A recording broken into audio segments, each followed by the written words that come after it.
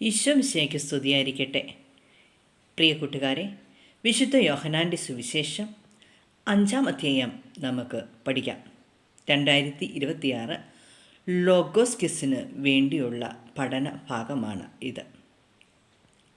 യോഹന്നാൻ്റെ സുവിശേഷം 1, 2, 3, 4 അധ്യായങ്ങൾ ഞാൻ ഇതുപോലെ റെക്കോർഡ് ചെയ്ത് യൂട്യൂബിൽ അപ്ലോഡ് ചെയ്തിട്ടുണ്ട്. ഡിസ്ക്രിപ്ഷൻ ബോക്സിൽ അതിൻ്റെ ലിങ്കുകൾ കൊടുത്തേക്കാം. അപ്പോൾ അതുകൂടി എടുത്ത് കേൾക്കുമല്ലോ. ഒരാഴ്ച ഒരു അധ്യായം വെച്ച് നമുക്ക് പഠിച്ചാൽ വചനം വായിച്ച് കേട്ട് ധ്യാനിച്ച് നമുക്ക് വചന വായനയിലൂടെ ലഭിക്കുന്ന അനുഗ്രഹങ്ങൾ പ്രാപിക്കാം. ബെത്സേദായിലെ രോഗശാന്തി, അധ്യായം 5. ഇതിനുശേഷം യഹൂദരുടെ ഒരു തിരുനാളിന് യേശു ജെറുസലേമിലേക്ക് പോയി. ജെറുസലേമിൽ അജകവാടത്തിനടുത്ത് ഹെബ്രായ ഭാഷയിൽ ബെത്സേദ എന്ന് വിളിക്കുന്ന ഒരു കുളമുണ്ടായിരുന്നു. അതിന് 5 മണ്ഡപങ്ങളും. അവിടെ കുരുടരും മുടന്തരും തളർവാദക്കാരുമായ അനേകം രോഗികൾ കിടന്നിരുന്നു. 38 വർഷമായി രോഗിയായിരുന്ന ഒരുവൻ അവിടെ ഉണ്ടായിരുന്നു. അവൻ അവിടെ കിടക്കുന്നത് യേശു കണ്ടു. അവൻ വളരെ നാളായി കിടപ്പിലാണെന്ന് അറിഞ്ഞ് യേശു ചോദിച്ചു, സുഖം പ്രാപിക്കാൻ നിനക്ക് ആഗ്രഹമുണ്ടോ? അവൻ പറഞ്ഞു, കർത്താവേ, വെള്ളമിളകുമ്പോൾ എന്നെ കുളത്തിലേക്ക് ഇറക്കാൻ ആരുമില്ല. ഞാൻ എത്തുമ്പോഴേക്കും മറ്റൊരുവൻ വെള്ളത്തിൽ ഇറങ്ങിക്കഴിഞ്ഞിരിക്കും. യേശു അവനോട് പറഞ്ഞു, എഴുന്നേറ്റു കിടക്കയെടുത്തു നടക്കുക.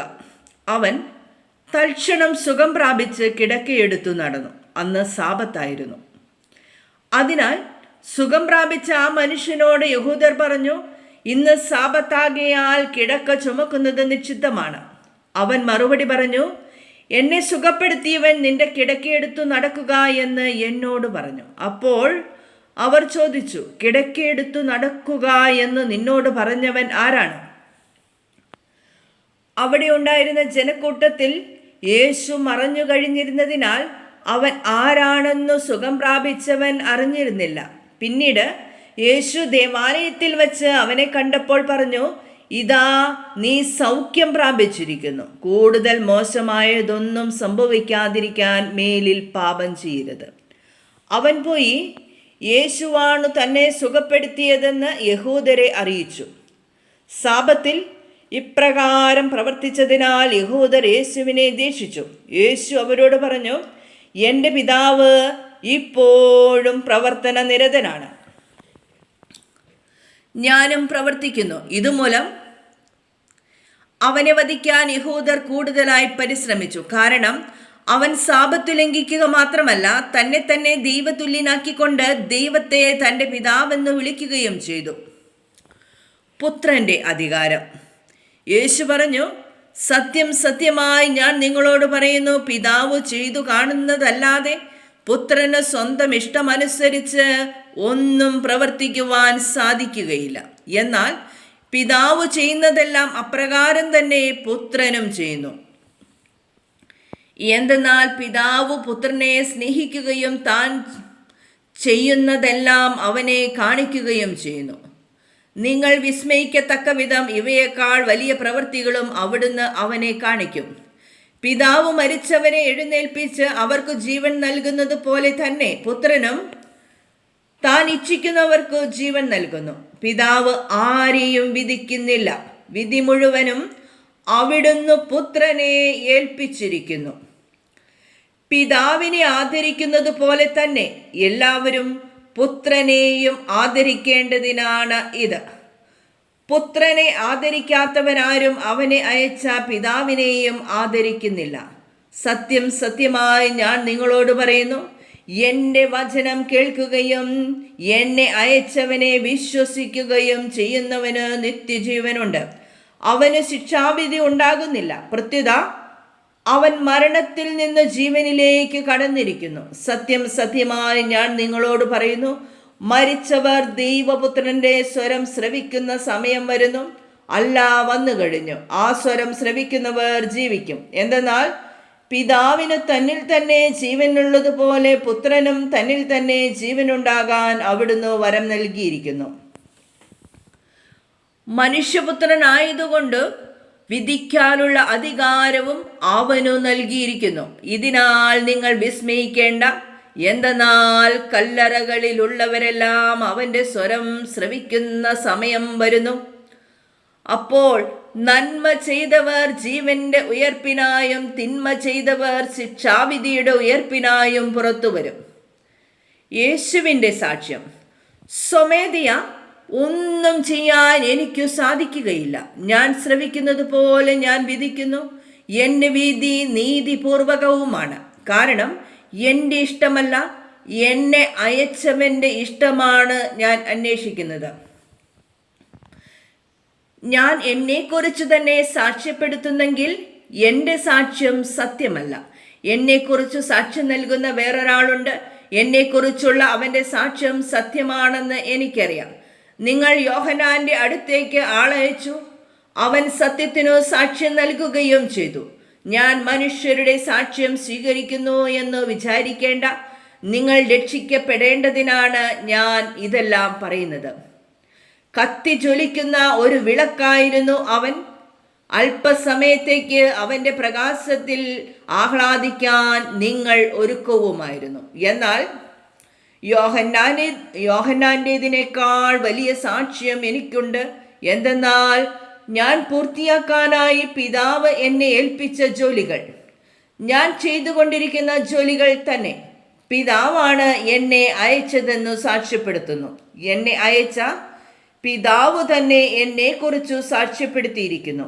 അവിടുത്തെ സ്വരം നിങ്ങൾ ഒരിക്കലും കേട്ടിട്ടില്ല, രൂപം കണ്ടിട്ടുമില്ല. അവിടുന്ന് അയച്ചവനെ നിങ്ങൾ വിശ്വസിക്കാത്തതുകൊണ്ട് അവിടുത്തെ വചനം നിങ്ങളിൽ വസിക്കുന്നില്ല. വിശുദ്ധ ലിഖിതങ്ങൾ നിങ്ങൾ പഠിക്കുന്നു. എന്തെന്നാൽ അവയിൽ നിത്യജീവൻ ഉണ്ടെന്ന് നിങ്ങൾ വിചാരിക്കുന്നു. അവ തന്നെയാണു എന്നെക്കുറിച്ച് സാക്ഷ്യം നൽകുന്നത്.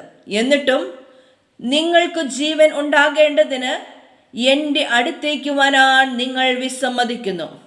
മനുഷ്യരിൽ നിന്നു ഞാൻ മഹത്വം സ്വീകരിക്കുന്നില്ല.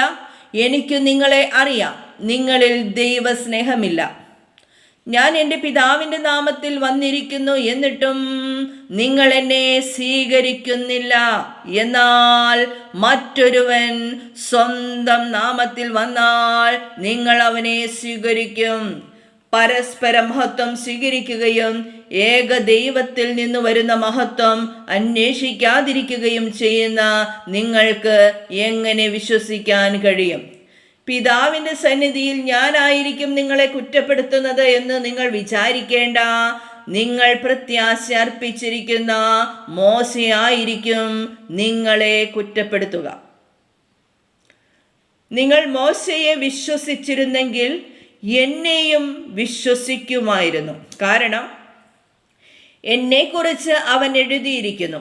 എന്നാൽ അവൻ എഴുതിയവ നിങ്ങൾ വിശ്വസിക്കുന്നില്ലെങ്കിൽ പിന്നെ എൻ്റെ വാക്കുകൾ എങ്ങനെ വിശ്വസിക്കും? ദൈവത്തിന് സ്തുതി. 5-ാം അധ്യായത്തിൽ 47 തിരുവചനങ്ങളാണ് ഉള്ളത്. ഇനി നമുക്ക് ഓരോ തിരുവചനവും തിരിച്ച് പഠിക്കാം. 5-ാം അധ്യായത്തിൻ്റെ തലക്കെട്ട് ബെത്സേദായിലെ രോഗശാന്തി എന്ന ശീർഷകത്തോടു കൂടിയാണ് 5-ാം അധ്യായം ആരംഭിക്കുന്നത്. 5-ാം അധ്യായം 1-ാം വാക്യം ഈ വചനം പ്രകാരം പറയുന്നു: ഇതിനുശേഷം യഹൂദരുടെ ഒരു തിരുനാളിന് യേശു ജെറുസലേമിലേക്ക് പോയി.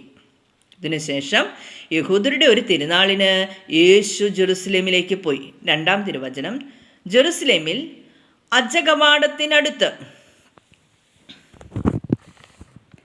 ഹെബ്രായ ഭാഷയിൽ ബെത്സേദ എന്ന് വിളിക്കുന്ന ഒരു കുളമുണ്ടായിരുന്നു.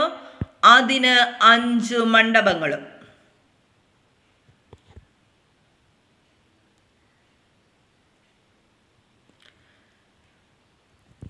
അത്രയുമാണ് 2-ാമത്തെ തിരുവചനം. ജെറുസലേമിൽ അജകവാടത്തിനടുത്ത് ഹെബ്രായ ഭാഷയിൽ ബെത്സേദ എന്ന് വിളിക്കുന്ന ഒരു കുളമുണ്ടായിരുന്നു. അതിന് 5 മണ്ഡപങ്ങളും. 3-ാം തിരുവചനം, അവിടെ കുരുടരും മുടന്തരും തളർവാദക്കാരുമായ അനേകം രോഗികൾ കിടന്നിരുന്നു. 3-ാം തിരുവചനം, അവിടെ കുരുടരും മുടന്തരും തളർവാദക്കാരുമായ അനേകം രോഗികൾ കിടന്നിരുന്നു. 4-ാം തിരുവചനം നമുക്കിവിടെ കാണിക്കുന്നില്ല. 5-ാം തിരുവചനമാണ് അവിടെ പിന്നീട് കാണിച്ചിരിക്കുന്നത്. 5-ാം വാക്യം, 38 വർഷമായി രോഗിയായിരുന്ന ഒരുവൻ അവിടെ ഉണ്ടായിരുന്നു. 5-ാം അധ്യായം 2-ാം തിരുവചനത്തെക്കുറിച്ച് താഴെ പരാമർശിച്ചിട്ടുണ്ട്. അത് നമ്മൾ നോക്കാം.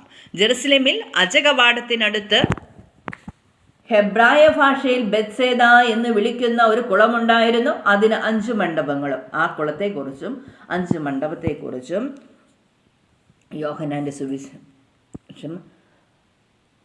5-ാം അധ്യായം 2-ാം വാക്യത്തിൽ, നെഹമ്യായുടെ പുസ്തകം 3-ാം അധ്യായം 1-ാം തിരുവചനത്തിലും 12-ാം വാക്യത്തിലും 39-ാം തിരുവചനത്തിലും കാണിക്കുന്നുണ്ടെന്നാണ്, രേഖപ്പെടുത്തിയിട്ടുണ്ടെന്നാണ് പറഞ്ഞിരിക്കുന്നത്. യോഹന്നാൻ്റെ സുവിശേഷം 3-ാം അധ്യായം 1-ലും 12-ാം അധ്യായം 39-ലും ആ തിരുവചന ഭാഗത്തെക്കുറിച്ചുള്ള പരാമർശനങ്ങളുണ്ട് എന്നാണ് വിശുദ്ധ ഗ്രന്ഥത്തിൻ്റെ ഭാഗത്ത് രേഖപ്പെടുത്തിയിരിക്കുന്നത്. ഇനി 5-ാം അധ്യായം 3-ാം വാക്യം,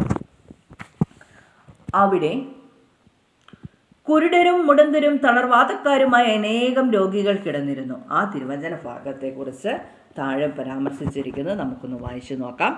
വെള്ളത്തിൻ്റെ ഇളക്കം പ്രതീക്ഷിച്ചുകൊണ്ട് കിടന്നിരുന്നു എന്ന് 3-ാം വാക്യത്തിൻ്റെ ഭാഗമായും, എന്തെന്നാൽ കർത്താവിൻ്റെ ദൂതൻ ചില അവസരങ്ങളിൽ കുളത്തിലിറങ്ങി വെള്ളം ഇളക്കുമായിരുന്നു. വെള്ളം ഇളകിക്കഴിഞ്ഞ് ആദ്യം ഇറങ്ങുന്നവൻ ഏതു വ്യാധിയിൽ നിന്ന് സുഖം പ്രാപിക്കുമായിരുന്നു എന്നു 4-ാം വാക്യമായും ചില കയ്യെഴുത്തു പ്രതികളിൽ കാണുന്നു. ചിലപ്പോൾ കയ്യെഴുത്തു പ്രതികളിൽ കാണുന്നു, പക്ഷേ നമുക്കിവിടെ ഇല്ല. ഇനി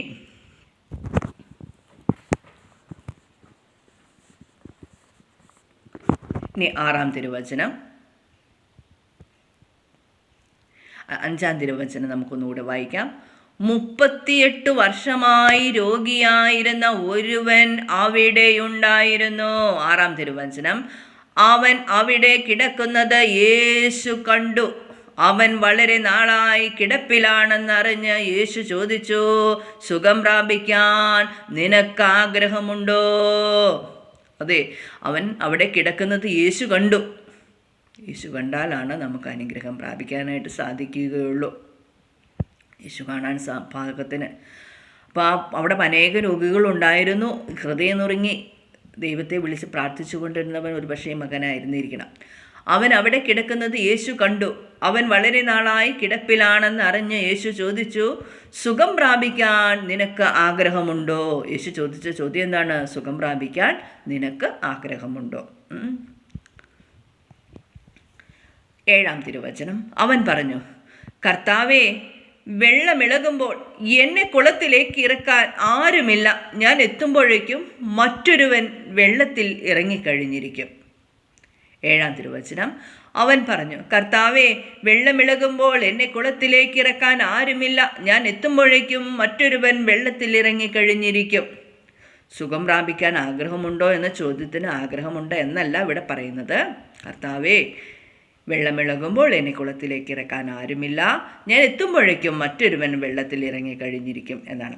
യേശു അവനോട് പറഞ്ഞു, എഴുന്നേറ്റു കിടക്കയെടുത്തു നടക്കുക. യേശു അവനോട് എന്താ പറഞ്ഞത്? 8-ാം തിരുവചനമാണ്. എഴുന്നേറ്റ് കിടക്കയെടുത്തു നടക്കുക. 9-ാം തിരുവചനം, അവൻ തൽക്ഷണം സുഖം പ്രാപിച്ച് കിടക്കയെടുത്തു നടന്നു. അന്ന് സാബത്തായിരുന്നു. അപ്പോൾ ബെത്സേദയിലെ രോഗശാന്തി നടന്നത് സാബത്ത് ദിവസമാണ്. യേശു കിടക്കയെടുത്ത് നടക്കുക എന്ന് പറഞ്ഞ ഉടനെ തന്നെ തൽക്ഷണം സുഖം പ്രാപിച്ച് കിടക്കയെടുത്ത് നടന്നു. അപ്പോൾ യേശു തൊട്ടാൽ സൗഖ്യം പ്രാപിക്കുന്നതിന് സമയതാമസമൊന്നുമില്ല, തൽക്ഷണം സൗഖ്യം പ്രാപിക്കും. 10-ാം തിരുവചനം, അതിനാൽ സുഖം പ്രാപിച്ച ആ മനുഷ്യനോട് യഹൂദർ പറഞ്ഞു, ഇന്ന് സാബത്താകയാൽ കിടക്ക ചുമക്കുന്നത് നിഷിദ്ധമാണ്. അപ്പം അവന് സൗഖ്യം പ്രാപിച്ചതിൻ്റെ സന്തോഷം മറ്റുള്ളവർക്കുണ്ടോ? യഹൂദർക്കുണ്ടോ? ഇല്ല. അതിനാൽ സുഖം പ്രാപിച്ച ആ മനുഷ്യനോട് യഹൂദർ പറഞ്ഞു, ഇന്നു സാബത്താകിയാൽ കിടക്ക ചുമക്കുന്നത് നിഷിദ്ധമാണ്. അപ്പം അവന് സുഖം പ്രാപിച്ചതിൻ്റെ അവൻ്റെ സന്തോഷത്തിൽ അവർ പങ്കുചേരുകയല്ല ചെയ്തത്, അവനെ അവനെ കുറ്റപ്പെടുത്തുകയാണ് ചെയ്തത്. എന്ത് പറഞ്ഞാണ് കുറ്റപ്പെടുത്തിയത്? ഇന്ന് സാബത്താകിയാൽ കിടക്ക ചുമക്കുന്നത് നിഷിദ്ധമാണ്. അപ്പം നോക്കിയ 10-ാം തിരുവചനത്തെക്കുറിച്ച് താഴെ പരാമർശിച്ചിരിക്കുന്നു, നോക്കുക. 5-ാം അധ്യായം 10-ാം വാക്യം നെഹെമ്യ 13:19 ജെറമിയ 17:21 രേഖപ്പെടുത്തിയിട്ടുണ്ട് എന്നാണ് ഇവിടെ താഴെ പരാമർശിച്ചിരിക്കുന്നത്. ഇനി നമുക്ക് അടുത്ത വചനഭാഗത്തേക്ക് പോകാം. 11-ാം തിരുവചനം. അവൻ മറുപടി പറഞ്ഞു, എന്നെ സുഖപ്പെടുത്തിയവൻ നിന്റെ കിടക്കയെടുത്തു നടക്കുക എന്ന് എന്നോട് പറഞ്ഞു. 11-ാം തിരുവചനം. അവൻ പറഞ്ഞ മറുപടി എന്താണ്? എന്നെ സുഖപ്പെടുത്തിയവൻ നിന്റെ കിടക്കയെടുത്തു നടക്കുക എന്ന് എന്നോട് പറഞ്ഞു. 12-ാം തിരുവചനം.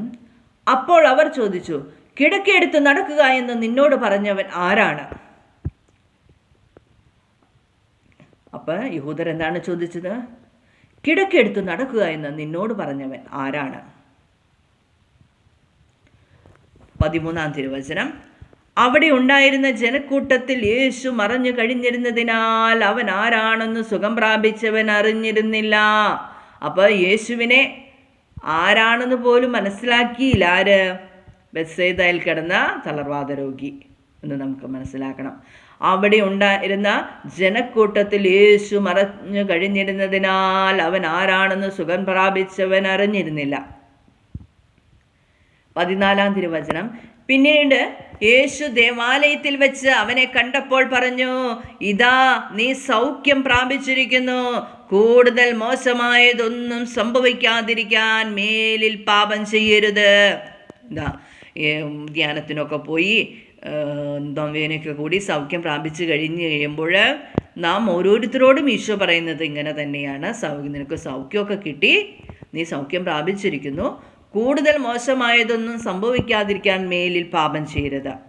സൗഖ്യം ലഭിക്കുന്നവർ സാക്ഷ്യപ്പെടുത്തുകയും വീണ്ടും ധ്യാനിച്ച് പ്രാർത്ഥിച്ച് മുന്നോട്ട് പോവുകയും ചെയ്തില്ലെങ്കിൽ, പാപം ചെയ്താൽ അവരുടെ ആ ലഭിച്ചിരിക്കുന്ന സൗഖ്യം ഒരു പക്ഷേ അവർക്ക് നഷ്ടമാകാം.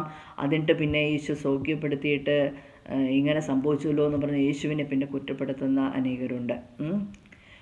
അവൻ പോയി 15-ാം തിരുവചനം. അപ്പോൾ പിന്നീട് യേശു ദേവാലയത്തിൽ വെച്ചാണ് അവനെ കണ്ടത്, അല്ലേ? അപ്പം അതൊക്കെ ഒരു ചോദ്യമായിട്ട് വരുന്ന സംഭവമാണ്. പിന്നീട് യേശു ദേവാലയത്തിൽ വെച്ച് അവനെ കണ്ടപ്പോൾ പറഞ്ഞു, ഇതാ നീ സൗഖ്യം പ്രാപിച്ചിരിക്കുന്നു, കൂടുതൽ മോശമായതൊന്നും സംഭവിക്കാതിരിക്കാൻ മേലിൽ പാപം ചെയ്യരുത്. സൗഖ്യം ലഭിച്ചവർ മാത്രമല്ല, അല്ലാത്തവരും കൂടുതൽ മോശമായതൊന്നും ജീവിതത്തിൽ സംഭവിക്കാതിരിക്കാൻ മേലിൽ പാപം ചെയ്യരുത് എന്നാണ് തിരുവചനം പറഞ്ഞിരിക്കുന്നത്. 15-ാം തിരുവചനം.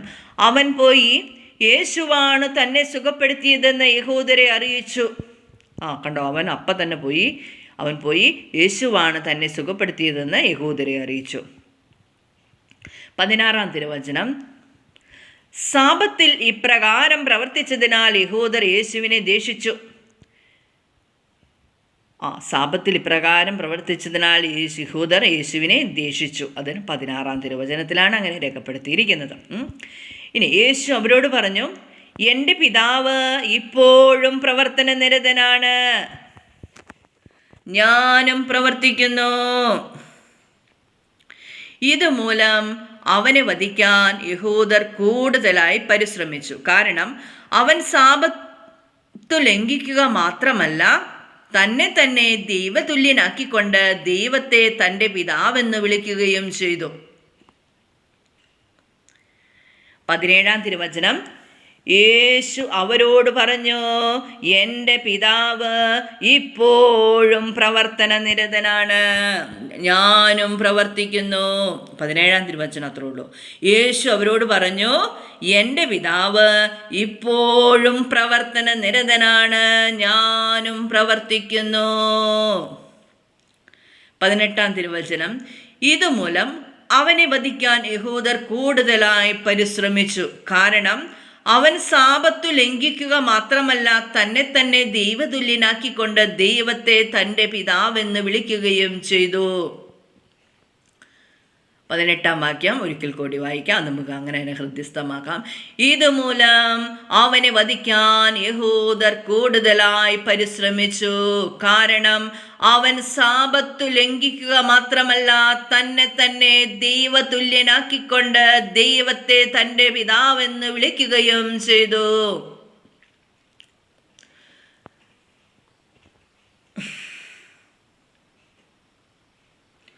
മുപ്പത്തിയെട്ട് വർഷമായി രോഗിയായി കിടന്നവനെ സൗഖ്യം ലഭിച്ചതിൻ്റെ സന്തോഷമൊന്നും അവർക്കില്ല. അങ്ങനെയാണ് അതുകൊണ്ടാണ് അവരിങ്ങനെ യേശുവിനെ കുറ്റപ്പെടുത്തിക്കൊണ്ടിരിക്കുന്നതെന്ന് തോന്നുന്നു. ഇനി പുത്രൻ്റെ അധികാരം, അടുത്ത തലക്കെട്ടാണ് പുത്രൻ്റെ അധികാരം. ആദ്യത്തെ തലക്കെട്ട് ബെത്സേദയിലെ രോഗശാന്തി. ബെത്സേദയിലെ രോഗശാന്തിയെക്കുറിച്ച് 5-ാം അധ്യായം 1 മുതൽ 18 വരെയുള്ള തിരുവചനങ്ങളിലാണ് രേഖപ്പെടുത്തിയിരിക്കുന്നത്. അതങ്ങനെ തന്നെ പഠിക്കണേ. ഇനി പുത്രൻ്റെ അധികാരം എന്ന തലക്കെട്ടാണ് അടുത്തത്. 19-ാം തിരുവചനമാണ്. 19-ാം തിരുവചനം നമുക്ക് വായിക്കാം, ധ്യാനിക്കാം, ഹൃദയസ്ഥമാക്കാം. യേശു പറഞ്ഞു, സത്യം സത്യമായി ഞാൻ നിങ്ങളോട് പറയുന്നു, പിതാവ് ചെയ്തു കാണുന്നതല്ലാതെ പുത്രന് സ്വന്തം ഇഷ്ടമനുസരിച്ച് ഒന്നും പ്രവർത്തിക്കുവാൻ സാധിക്കുകയില്ല. എന്നാൽ പിതാവ് ചെയ്യുന്നതെല്ലാം അപ്രകാരം തന്നെ പുത്രനും ചെയ്യുന്നു. യേശു പറഞ്ഞു, 19-ാം വാക്യം നമുക്ക് ഒന്നുകൂടി വായിക്കാം. യേശു പറഞ്ഞു, സത്യം സത്യമായി ഞാൻ നിങ്ങളോട് പറയുന്നു, പിതാവ് ചെയ്തു കാണുന്നതല്ലാതെ പുത്രന് സ്വന്തം ഇഷ്ടമനുസരിച്ച് ഒന്നും പ്രവർത്തിക്കുവാൻ സാധിക്കുകയില്ല. എന്നാൽ പിതാവ് ചെയ്യുന്നതെല്ലാം അപ്രകാരം തന്നെ പുത്രനും ചെയ്യുന്നു. എന്തെന്നാൽ 20-ാം തിരുവചനം, എന്തെന്നാൽ പിതാവ് പുത്രനെ സ്നേഹിക്കുകയും താൻ ചെയ്യുന്നതെല്ലാം അവനെ കാണിക്കുകയും ചെയ്യുന്നു.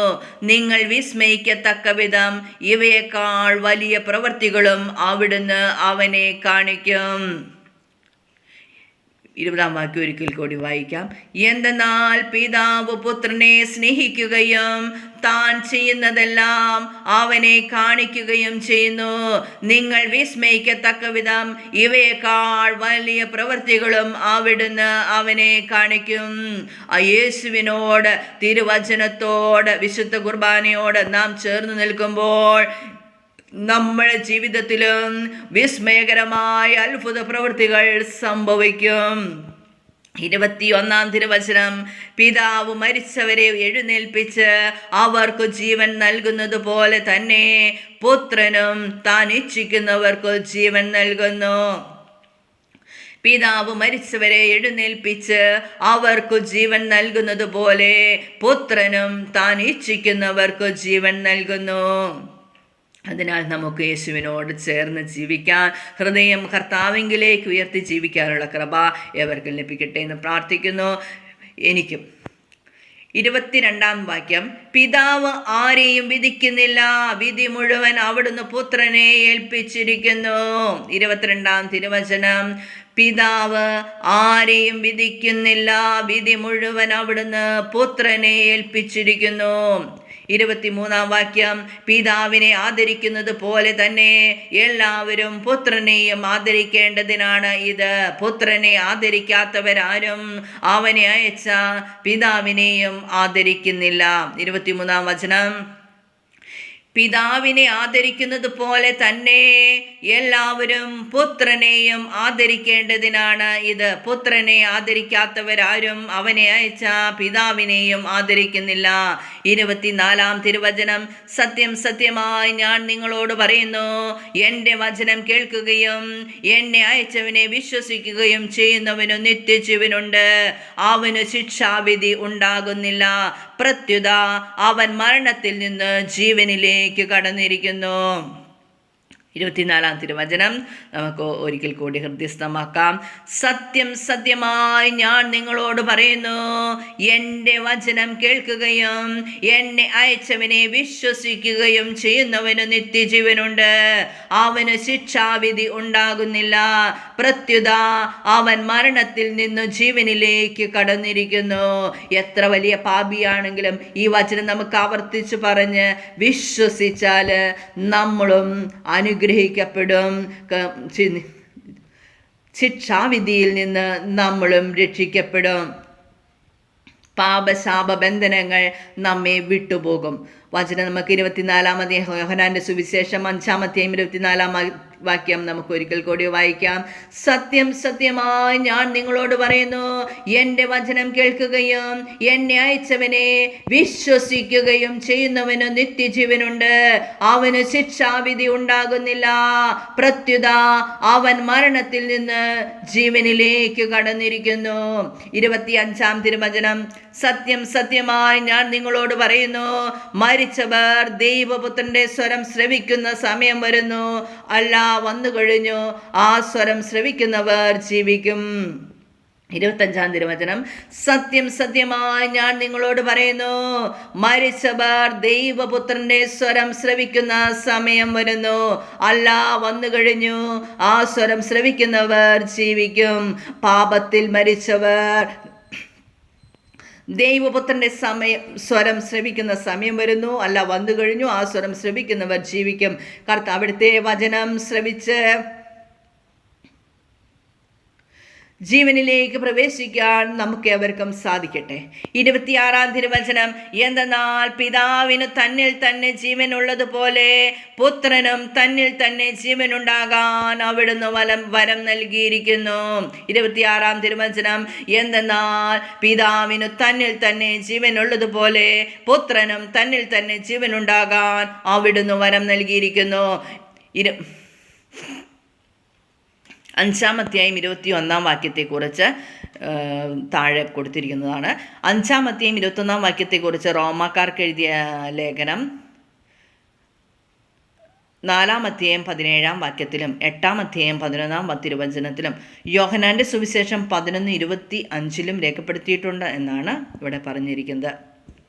21-ാം വാക്യം നമുക്ക് എന്താണെന്ന് നോക്കാം. പിതാവ് മരിച്ചവരെ എഴുന്നേൽപ്പിച്ച് അവർക്ക് ജീവൻ നൽകുന്നത് പോലെ തന്നെ പുത്രനും താൻ ഇച്ഛിക്കുന്നവർക്ക് ജീവൻ നൽകുന്നു. ഈ വചനം 5:21 റോമ 4:21 റോമ 4:17 8-ാമത്തെയും 11-ാം വാക്യത്തിലും യോഹന്നാന്റെ സുവിശേഷം 11-ാമത്തെയും 25-ാം വാക്യത്തിലും പരാമർശിച്ചിട്ടുണ്ട് എന്നാണ് ഇവിടെ രേഖപ്പെടുത്തിയിരിക്കുന്നത്. ഇനി 27-ാം തിരുവചനം എന്താണെന്ന് നോക്കാം. മനുഷ്യനായതുകൊണ്ട് വിധിക്കാനുള്ള അധികാരവും അവന് നൽകിയിരിക്കുന്നു.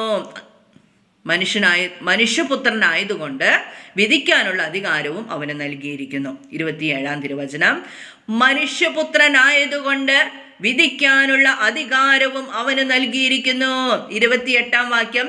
ഇതിൽ നിങ്ങൾ വിസ്മയിക്കേണ്ട, എന്തെന്നാൽ കല്ലറകളിലുള്ളവരെല്ലാം അവന്റെ സ്വരം ശ്രവിക്കുന്ന സമയം വരുന്നു. 28-ാം തിരുവചനം. ഇതിൽ നിങ്ങൾ വിസ്മയിക്കേണ്ട, എന്തെന്നാൽ കല്ലറകളിലുള്ളവരെല്ലാം അവന്റെ സ്വരം ശ്രവിക്കുന്ന സമയം വരുന്നു.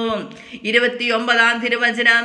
അപ്പോൾ നന്മ ചെയ്തവർ ജീവന്റെ ഉയർപ്പിനായും തിന്മ ചെയ്തവർ ശിക്ഷാവിധിയുടെ ഉയർപ്പിനായും പുറത്തു വരും. 29-ാം വാക്യം. അപ്പോൾ നന്മ ചെയ്തവർ ജീവന്റെ ഉയർപ്പിനായും തിന്മ ചെയ്തവർ ശിക്ഷാവിധിയുടെ ഉയർപ്പിനായും പുറത്തു വരും. യേശുവിൻ്റെ സാക്ഷ്യം അടുത്ത തലക്കെട്ടാണ്. ഇനി പുത്രൻ്റെ അധികാരം എന്ന തലക്കെട്ടിന് ശീർഷകത്തിന് താഴെ 19 മുതൽ 29 വരെയുള്ള തിരുവചന ഭാഗങ്ങളാണ് ഉള്ളത്. 19-ാം വാക്യം മുതൽ 29 വരെയുള്ള ഭാഗങ്ങളാണ് പുത്രൻ്റെ അധികാരം എന്ന തലക്കെട്ടിന് താഴെയുള്ളത്. ഇനി യേശുവിൻ്റെ സാക്ഷ്യം അടുത്ത തലക്കെട്ടാണ്. യേശുവിൻ്റെ സാക്ഷ്യം. സ്വമേധയാ ഒന്നും ചെയ്യാൻ എനിക്ക് സാധിക്കുകയില്ല. ഞാൻ ശ്രവിക്കുന്നത് പോലെ ഞാൻ വിധിക്കുന്നു. എൻ്റെ വിധി നീതിപൂർവകവുമാണ്. കാരണം എൻ്റെ ഇഷ്ടമല്ല, എന്നെ അയച്ചവൻ്റെ ഇഷ്ടമാണ് ഞാൻ അന്വേഷിക്കുന്നത്. യേശുവിൻ്റെ സാക്ഷ്യം. സ്വമേധ 30-ാം വാക്യം നമുക്ക് ഒരിക്കൽ കൂടി വായിക്കാം. സ്വമേധയാ ഒന്നും ചെയ്യാൻ എനിക്ക് സാധിക്കുകയില്ല. ഞാൻ ശ്രവിക്കുന്നത് പോലെ ഞാൻ വിധിക്കുന്നു. എൻ്റെ വിധി നീതിപൂർവകവുമാണ്. കാരണം എൻ്റെ ഇഷ്ടമല്ല, എന്നെ അയച്ചവൻ്റെ ഇഷ്ടമാണ് ഞാൻ അന്വേഷിക്കുന്നത്. 31-ാം വാക്യം, ഞാൻ എന്നെക്കുറിച്ച് തന്നെ സാക്ഷ്യപ്പെടുത്തുന്നെങ്കിൽ എൻ്റെ സാക്ഷ്യം സത്യമല്ല. എന്നെക്കുറിച്ച് സാക്ഷി നൽകുന്ന, അത്രേ ഉള്ളൂ 31-ാം വാക്യം. ഞാൻ എന്നെക്കുറിച്ച് തന്നെ സാക്ഷ്യപ്പെടുത്തുന്നെങ്കിൽ എൻ്റെ സാക്ഷ്യം സത്യമല്ല. ഇനി 31-ാം തിരുവചനത്തെക്കുറിച്ച് താഴെ പരാമർശിച്ചിട്ടുണ്ട്. അതെന്താണെന്ന് നമുക്ക് നോക്കാം. 5-ാം അധ്യായം 31 മുതൽ 37 വരെയുള്ള ഭാഗങ്ങളെക്കുറിച്ച് യോഹന്നാൻ്റെ സുവിശേഷം 8-ാം അധ്യായം 14 മുതൽ 18 വരെയുള്ള തിരുവചനങ്ങളിലും 5-ാം അധ്യായം, അപ്പോൾ യോഹന്നാൻ്റെ സുവിശേഷം 5-ാം അധ്യായം 31 മുതൽ 37 വരെയുള്ള തിരുവചന ഭാഗങ്ങൾ നമ്മളിപ്പോൾ വായിച്ചു തുടങ്ങിയ ഭാഗം എവിടെയുണ്ടെന്ന് യോഹന്നാൻ്റെ സുവിശേഷം 8-ാം അധ്യായം 14 മുതൽ 18 വരെയുള്ള തിരുവചന ഭാഗങ്ങളിലുണ്ടെന്നാണ്. ഇനി നമുക്ക് 31 മുതൽ 37 വരെ ഒന്ന് വായിച്ചു നോക്കാം. 31-ാം തിരുവചനം, ഞാൻ എന്നെക്കുറിച്ച് തന്നെ സാക്ഷ്യപ്പെടുത്തുന്നെങ്കിൽ എൻ്റെ സാക്ഷ്യം സത്യമല്ല. 32-ാം വാക്യം, എന്നെക്കുറിച്ച് സാക്ഷി നൽകുന്ന വേറൊരാളുണ്ട്. എന്നെക്കുറിച്ചുള്ള അവൻ്റെ സാക്ഷ്യം സത്യമാണെന്ന് എനിക്കറിയാം. 33-ാം തിരുവചനം, നിങ്ങൾ യോഹന്നാൻ്റെ അടുത്തേക്ക് ആളയച്ചു, അവൻ സത്യത്തിന് സാക്ഷ്യം നൽകുകയും ചെയ്തു. 34-ാം തിരുവചനം, ഞാൻ മനുഷ്യരുടെ സാക്ഷ്യം സ്വീകരിക്കുന്നു എന്ന് വിചാരിക്കേണ്ട, നിങ്ങൾ രക്ഷിക്കപ്പെടേണ്ടതിനാണ് ഞാൻ ഇതെല്ലാം പറയുന്നത്. 35-ാം വാക്യം, കത്തി ജ്വലിക്കുന്ന ഒരു വിളക്കായിരുന്നു അവൻ. അല്പസമയത്തേക്ക് അവൻ്റെ പ്രകാശത്തിൽ ആഹ്ലാദിക്കാൻ നിങ്ങൾ ഒരുക്കവുമായിരുന്നു. സ്നാപക യോഹന്നാനെ കുറിച്ചാണ് പറയുന്നതെന്ന് തോന്നുന്നു അല്ലേ. 35-ാം തിരുവചനം, കത്തി ജ്വലിക്കുന്ന ഒരു വിളക്കായിരുന്നു അവൻ. അല്പസമയത്തേക്ക് അവൻ്റെ പ്രകാശത്തിൽ ആഹ്ലാദിക്കാൻ നിങ്ങൾ ഒരുക്കവുമായിരുന്നു. 36-ാം തിരുവചനം, എന്നാൽ യോഹന്നാൻ്റെതിനേക്കാൾ വലിയ സാക്ഷ്യം എനിക്കുണ്ട്. എന്തെന്നാൽ ഞാൻ പൂർത്തിയാക്കാനായി പിതാവ് എന്നെ ഏൽപ്പിച്ച ജോലികൾ ഞാൻ ചെയ്തുകൊണ്ടിരിക്കുന്ന ജോലികൾ തന്നെ. പിതാവാണ് എന്നെ അയച്ചതെന്നു സാക്ഷ്യപ്പെടുത്തുന്നു. 37-ാം വാക്യം, എന്നെ അയച്ച പിതാവ് തന്നെ എന്നെക്കുറിച്ച് സാക്ഷ്യപ്പെടുത്തിയിരിക്കുന്നു. അവിടുത്തെ സ്വരം നിങ്ങൾ ഒരിക്കലും കേട്ടിട്ടില്ല, രൂപം കണ്ടിട്ടുമില്ല. ഇത്രയാണ് 37-ാം വാക്യം വരെയുള്ള തിരുവചന ഭാഗങ്ങൾ. ഇനി 38-ാം തിരുവചനം, അവിടുന്ന് അയച്ചവനെ നിങ്ങൾ വിശ്വസിക്കാത്തത് കൊണ്ട് അവിടുത്തെ വചനം നിങ്ങളിൽ വസിക്കുന്നില്ല. അപ്പോൾ വചനം നമുക്ക് വായിച്ച് പഠിച്ച് ഹൃദയസ്ഥമാക്കാൻ സാധിക്കണമെങ്കിൽ നാം അവനിൽ വിശ്വസിക്കുക കൂടി ചെയ്യണം. കേട്ടോ, അവിടുന്ന് അയച്ചവനെ നിങ്ങൾ വിശ്വസിക്കാത്തത് കൊണ്ട് അവിടുത്തെ വചനം നിങ്ങളിൽ വസിക്കുന്നില്ല. 39-ാം തിരുവചനം, വിശുദ്ധ ലിഖിതങ്ങൾ നിങ്ങൾ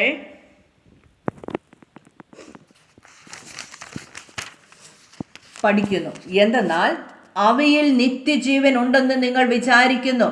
അവ തന്നെയാണ് എന്നെക്കുറിച്ച് സാക്ഷ്യം നൽകുന്നത്. വിശുദ്ധ ലിഖിതങ്ങൾ നിങ്ങൾ പഠിക്കുന്നു, അവയിൽ നിത്യജീവനുണ്ടെന്ന് നിങ്ങൾ വിചാരിക്കുന്നു.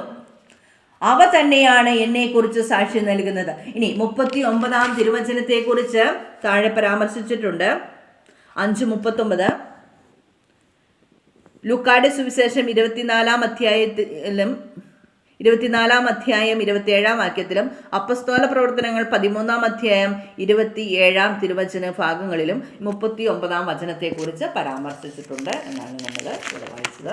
ഇനി എന്തെന്നാൽ അവയിൽ നിത്യജീവൻ ഉണ്ടെന്ന് നിങ്ങൾ വിചാരിക്കുന്നു, അവ തന്നെയാണ് എന്നെക്കുറിച്ച് സാക്ഷ്യം നൽകുന്നത്. ഇനി അപ്പോൾ അന്ന് യഹൂദർ യേശുവിനെ എതിർക്കുന്നവർ പോലും വചനങ്ങൾ പഠിക്കുന്നുണ്ടായിരുന്നു. അവയിൽ നിത്യജീവനുണ്ടെന്ന് അവർ വിചാരിച്ചിരുന്നു. അവ തന്നെയാണ് എന്നെക്കുറിച്ച് സാക്ഷ്യം നൽകുന്നത്. പക്ഷെ അവർക്ക് യേശുവിനെ തിരിച്ചറിയാനായിട്ട് സാധിച്ചില്ല. 40-ാം തിരുവചനം, എന്നിട്ടും നിങ്ങൾക്ക് ജീവൻ ഉണ്ടാകേണ്ടതിന് എൻ്റെ അടുത്തേക്ക് വരാൻ വിസമ്മതിക്കുന്നു. ഇനി 41-ാം തിരുവചനം, മനുഷ്യരിൽ നിന്ന് ഞാൻ മഹത്വം സ്വീകരിക്കുന്നില്ല. കർത്താവിന് നമ്മുടെ മഹത്വമൊന്നും ആവശ്യമില്ല എന്നാണ് പറയുന്നത്. 41, മനുഷ്യരിൽ നിന്ന് ഞാൻ മഹത്വം സ്വീകരിക്കുന്നില്ല. 42-ാം തിരുവചനം, എനിക്ക് നിങ്ങളെ അറിയാം, നിങ്ങളിൽ ദൈവസ്നേഹമില്ല. എനിക്ക് നിങ്ങളെ അറിയാം, നിങ്ങളിൽ ദൈവസ്നേഹമില്ല. കർത്താവിൻ്റെ സന്നിധിയിൽ മുട്ടുകുത്തുന്ന എല്ലാവരെയും യേശുവിനറിയാം. നമ്മുടെ ഹൃദയ വിചാരങ്ങളും ആഗ്രഹങ്ങളും സ്വപ്നങ്ങളും പ്രാർത്ഥിച്ചിട്ട് എന്തെങ്കിലും കിട്ടിക്കഴിഞ്ഞാൽ പിന്നെ ഇട്ടിട്ട് പോകുന്ന നമ്മുടെ സ്വഭാവം, ഇതൊക്കെ ഈശോയ്ക്ക് അറിയാം. ചിലർ എന്ത് സഹനം വന്നാലും ഈശോയിൽ നിന്ന് അകന്നു പോവുകയുമില്ല. എനിക്കും നിങ്ങളെ അറിയാം, നിങ്ങളിൽ ദൈവസ്നേഹമില്ല. 43-ാം വാക്യം, ഞാൻ എൻ്റെ പിതാവിൻ്റെ നാമത്തിൽ വന്നിരിക്കുന്നു, എന്നിട്ടും നിങ്ങൾ എന്നെ സ്വീകരിക്കുന്നില്ല. എന്നാൽ മറ്റൊരുവൻ സ്വന്തം നാമത്തിൽ വന്നാൽ നിങ്ങൾ അവനെ സ്വീകരിക്കും. 43-ാം വാക്യം, ഞാൻ എൻ്റെ പിതാവിൻ്റെ നാമത്തിൽ വന്നിരിക്കുന്നു, എന്നിട്ടും നിങ്ങൾ എന്നെ സ്വീകരിക്കുന്നില്ല. എന്നാൽ മറ്റൊരുവൻ സ്വന്തം നാമത്തിൽ വന്നാൽ നിങ്ങൾ അവനെ സ്വീകരിക്കും. 44-ാം തിരുവചനം, പരസ്പരം മഹത്വം സ്വീകരിക്കുകയും ഏക ദൈവത്തിൽ നിന്ന് വരുന്ന മഹത്വം അന്വേഷിക്കാതിരിക്കുകയും ചെയ്യുന്ന നിങ്ങൾ എങ്ങനെ വിശ്വസിക്കാൻ കഴിയും? 44-ാം തിരുവചനം, പരസ്പരം മഹത്വം സ്വീകരിക്കുകയും ഏകദൈവത്തിൽ നിന്ന് വരുന്ന മഹത്വം അന്വേഷിക്കാതിരിക്കുകയും ചെയ്യുന്ന നിങ്ങൾക്ക് എങ്ങനെ വിശ്വസിക്കാൻ കഴിയും?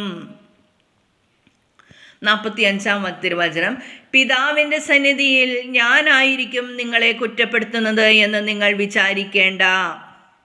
നിങ്ങൾ പ്രത്യാശ അർപ്പിച്ചിരിക്കുന്ന മോശയായിരിക്കും നിങ്ങളെ കുറ്റപ്പെടുത്തുക. 46-ാം തിരുവചനം, നിങ്ങൾ മോശയെ വിശ്വസിച്ചിരുന്നെങ്കിൽ എന്നെയും വിശ്വസിക്കുമായിരുന്നു, കാരണം എന്നെക്കുറിച്ച് അവൻ എഴുതിയിരിക്കുന്നു. 47-ാം തിരുവചനം, എന്നാൽ അവൻ എഴുതിയവ നിങ്ങൾ വിശ്വസിക്കുന്നില്ലെങ്കിൽ പിന്നെ എൻ്റെ വാക്കുകൾ എങ്ങനെ വിശ്വസിക്കും? അപ്പോൾ 47-ാം തിരുവചനമാണ് നമ്മൾ വായിച്ചത്. 47-ാം തിരുവചനത്തെക്കുറിച്ച് താഴെ പരാമർശിച്ചിരിക്കുന്നു. നോക്കുക, 5-ാം അധ്യായം 47-ാം വാക്യം, ലുക്കായുടെ സുവിശേഷം 16-ാം അധ്യായം 29 മുതൽ 31 വരെയുള്ള തിരുവചന ഭാഗങ്ങളിൽ പരാമർശിച്ചിട്ടുണ്ട് എന്ന് രേഖപ്പെടുത്തിയിട്ടുണ്ടെന്നാണ് നമുക്കിവിടെ താഴെ തന്നിരിക്കുന്ന സൂചകങ്ങളിൽ നിന്ന് അറിയാനായിട്ട് സാധിക്കുന്നത്. യേശുവിൻ്റെ സാക്ഷ്യം എന്ന തലക്കെട്ടിന് താഴെ കീഴെ 30 മുതൽ 37 വരെയുള്ള തിരുവചന ഭാഗങ്ങളാണ് ഉള്ളത്. ഇനി ബെത്സയിദയിലെ രോഗശാന്തി, പുത്രൻ്റെ അധികാരം, യേശുവിൻ്റെ സാക്ഷ്യം എന്നീ 3 തലക്കെട്ടുകളാണ് നമ്മൾ 5-ാം അധ്യായത്തിൽ കാണുന്നത്. 3 ശീർഷകങ്ങൾ മാത്രമേ 5-ാം അധ്യായത്തിലുള്ളൂ. അതുകൂടി നമ്മൾ പഠിക്കണം. ഇനി വചനം ആവർത്തിച്ച് കേട്ട് ധ്യാനിച്ച് നമുക്ക് 100-ൽ 100 മാർക്ക് മേടിക്കുക എന്നതല്ല വചന ശുശ്രൂഷ പഠനത്തിൻ്റെ ലക്ഷ്യം. നമുക്ക് വചനം വായിക്കുക, ഇതിങ്ങനെ ആവർത്തിച്ച് കേട്ട് വായിച്ചാൽ നമുക്ക് എങ്ങനെയായാലും ഒരു 80 മാർക്ക് തീർച്ചയായിട്ടും ഉറപ്പായിട്ടും കിട്ടും കേട്ടോ. പിന്നെ വചനം വായിക്കുമ്പോൾ തിരുവചനം സൗഖ്യദായകമാണ്, ആശ്വാസദായകമാണ്, അനുഗ്രഹപ്രദമാണ്. ശാപങ്ങൾ വിട്ടുപോകുന്നു, ബന്ധനങ്ങൾ അഴിയുന്നു, പരിശുദ്ധാത്മാവിനാൽ നാം നിറയുന്നു, നമ്മിലെ വിശ്വാസം വർദ്ധിപ്പിക്കുന്നു. പിന്നെ പരിശുദ്ധാത്മാവിൻ്റെ സാന്നിധ്യം അനുഭവിക്കാനും സാധിക്കും. വചനം വായിക്കുമ്പോൾ, ചില വചനങ്ങൾ വായിക്കുമ്പോൾ ആ വചനം നമ്മോട് സംസാരിക്കുന്നതായിട്ട് നമുക്ക് തോന്നും. അപ്പോൾ അങ്ങനെ വചനം വായിച്ച് ധ്യാനിച്ച് ഹൃദയസ്ഥമാക്കി ദൈവാനുഗ്രഹം പ്രാപിക്കാൻ നമുക്കേവർക്കും സാധിക്കട്ടെ എന്ന് ആശംസിച്ചുകൊണ്ട് പ്രാർത്ഥിച്ചുകൊണ്ട് നിർത്തുന്നു. ദൈവത്തിന് സ്തുതി.